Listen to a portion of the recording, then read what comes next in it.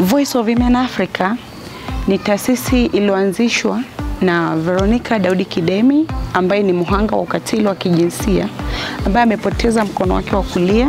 Ni mimi hapa ndo huyo ambaye nimepoteza mkono kwa ajili ya domestic violence. Nikaona kwamba wanawake wengi sana wanaendelea kupata changamoto hiyo ya kukutana na kukumbana na domestic violence, kitu ambacho mtu anaweza akakizuia kama endapo atapata elimu ya haraka na akapata mtu ambaye anaweza akamuongoza namna gani anaweza akagundua viashiria vya ukatili, na hivyo asikae akasubiria aje kupata matatizo makubwa zaidi.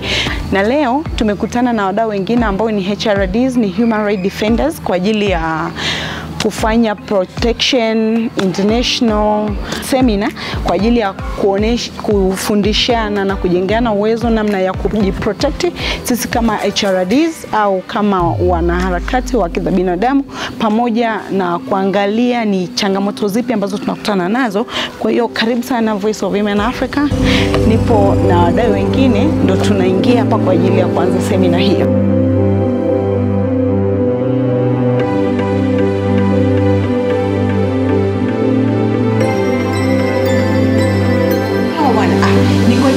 Watu wanahangaika, hawa hamna kitu wanaodefend, hawa si kwa ajili ya hivi na hivi. Kwa hiyo kuna stories, kuna narratives. Kwa mfano, something happened to someone or something, it has a beginning, a middle and an end. Lakini kwenye narrative, a collection or system of related stories that are articulated and refined over time to represent a central idea or belief. What is told is thought by a collective.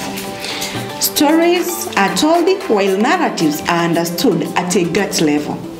Kuna namna ambavyo tuna frame things, Kuna engo ambao ukiweza kukaa unaona vitu kwa karibu, kuna engo ukikaa unaona vitu kwa umbali, lakini kuna engo ukikaa unaona kitu hakionekani kabisa. Kwa hiyo frames are the mental structure that shape the way we see the world. Through the use of frame, our brain subsequently organize the information we receive, words, image, symbol, and link them with our values and understanding, provoking emotions and reaction. Kwa hiyo kuna namna ambapo mtu ana receive story fulani na anaichukuliaje, ana retrieve vipi, paka anakuja kuona kwamba hii kweli, paka mtu anakuja kuamini kwamba albino kweli kiungo chake nikikichukua nikiweka kwenye shimo nitapata madini. Utajua amechukulia kwenye engo gani, amefikiria nini. Lakini wewe unaweza ukaambiwa hapo umesoma labda unajua maana ya albinism, ukaona hawa watu bwana ni waongo, mimi nimesoma albinism ni hivi na hivi na hivi na hivi, lakini mtu mwingine amechukuliaje. Ndio maana unaweza ukakuta ni grupu ya watu wamekaa wakajazana ujinga wakaenda wakamfanyia mtu ukatili. Majina anaitwa Jones Habib Rashidi, ni mwenyekiti wa NGOs mkoa wa Arusha. Leo imekuwa ni siku ya pekee sana ambapo tumeweza kutembelea NGO ambayo inadili na mambo ya ukatili kuhusiana na wanawake, na hapa tumekutana na mtetezi wa haki za kibinadamu ambaye ameweza kutupatia fursa ya pekee sana kujumuika na kuzungumzia ni jinsi gani tunaweza tukajilinda na ukatili ambao unaweza ukatokea kwa watu ambao wanatetea haki za wanadamu au haki za watu wengine.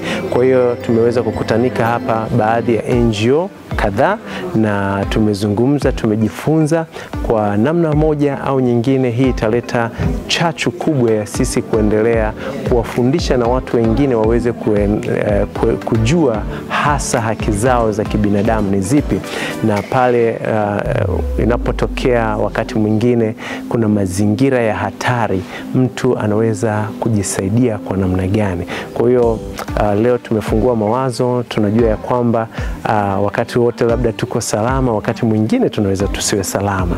Kwa hiyo sasa tunaona ya kwamba ni mazingira yapi yanayoweza kutupelekea either kutokuwa salama na kuteki precaution ambazo zitatusaidia kwa namna fulani tuweze kuwa salama. Kwa hiyo tunamshukuru mwezeshaji wetu wa leo, ameweza kuelezea na kutuwezesha kwa namna ya pekee sana ambayo imetufanya tuweze kuelewa.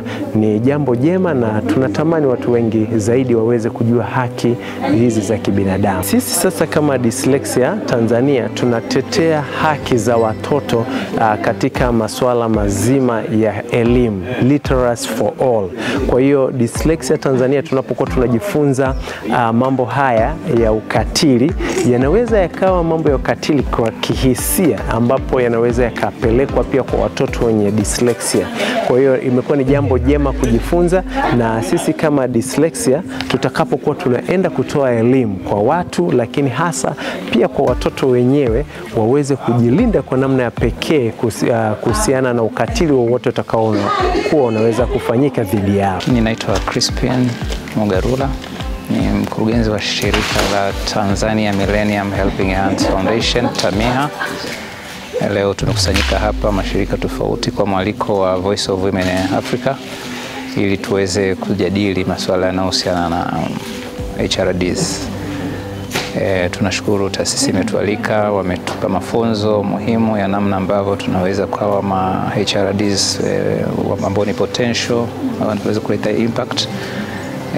Mafunzo haya yametukutanisha mashirika tofauti, na kwa ujumla wake tumefurahia mafunzo yenyewe, na tutajitahidi baada ya hapa tuende kuhakikisha tunapeleka hii elimu kwa jamii, hata kwa serikali na kwa wadau mbalimbali, kuhakikisha kwamba dunia inakuwa mahali salama pa kuishi, na HRDs pia wanakuwa ni wako salama wanapokuwa wakitekeleza wajibu wao wa kila siku. Leo tumepata bahati ya kuwa na mashirika yasiyo ya kiserikali kwa ajili ya kujadili mustakabali mzima wa watu wanaharakati wa haki za binadamu ambao wanatetea maslahi ya binadamu wenzao ili kuweza kufanya dunia ni sehemu salama kwa kila mmoja kuweza kuishi. Tumefika hapa kwa ajili ya kujadiliana na kuona namna gani ambavyo tunahitajika kama HRDs au human rights defenders tuweze kuwa protected na jamii pamoja na serikali, kwa sababu tunachokifanya katika jamii ni kuhakikisha kwamba tuna justice, tuna equality, tuna equity, lakini pia tunataka fairness kwa kila mtu. Kila mtu anatakiwa ajisi yuko sehemu salama kuishi hapa duniani. Kila mtu anatakiwa aishi kwa amani. Kila mtu anatakiwa aishi akijua kwamba hakuna mtu ambaye yuko juu ya sheria, ila kila mtu yuko chini ya sheria. Kwa hiyo kwa mantiki hiyo sasa tunaomba watu wajue na kutambua mchango mkubwa ambao unafanywa na asasi za kiraia. Kuna mentalities zinajengeka na stories ambazo zinaweza zikatengenezwa juu ya watu ambao ni wanaharakati, kwamba tu wanaonekana kwamba wanafanya wanaharakati kwa sababu wanataka wapate chakula wale. No. Sio hivyo.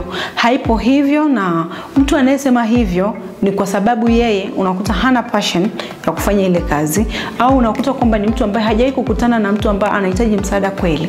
Lakini kuna siku hata yeye mwenyewe anakuja kututafuta sisi ambao ni HRDs au wanaharakati ili tuweze kumsaidia jambo lake. Kwa hiyo Voice of Women Africa sisi tuko kama sauti kwa ajili ya kuamplify na kusaidia watu ambao wanapitia changamoto. Na ndio maana tunafanya advocacy kabla hatujapata hizo changamoto. Yaani kabla mtu hajapatwa na changamoto, ni bora umuelimishe mapema, epushe au epukane na hizo changamoto. Ila tukikutana na watu ambao tayari wameshakutana na hizo changamoto, hatuna budi kuwasaidia, kuwafanyia psychological counseling na kuwasaidia kama ni watu wa kuwapeleka kwenye nyumba salama.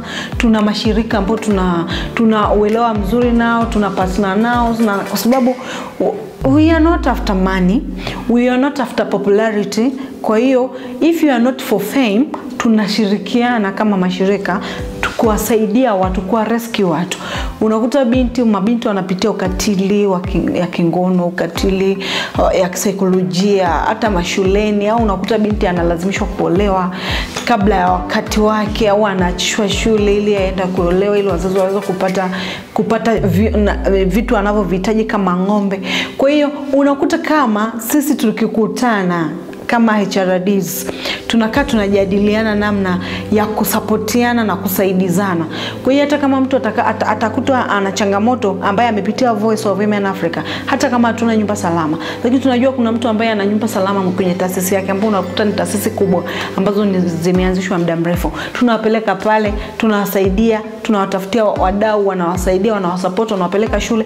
Kwa hiyo sisi tunahitaji kuona kila mtu anaishi free from violence, kila mtu anaishi kwa amani katika hii dunia, kwa sababu dunia ni sehemu salama sana ya kuishi, ambapo kila mmoja anaweza akajivunia kuzaliwa Tanzania, kila mmoja anaweza akajivunia kuzaliwa katika eneo alilozaliwa, haijalishi ni sehemu ambapo kuna patriarch system, mfumo dume au chochote, lakini hayupo mtu ambaye yuko juu ya sheria.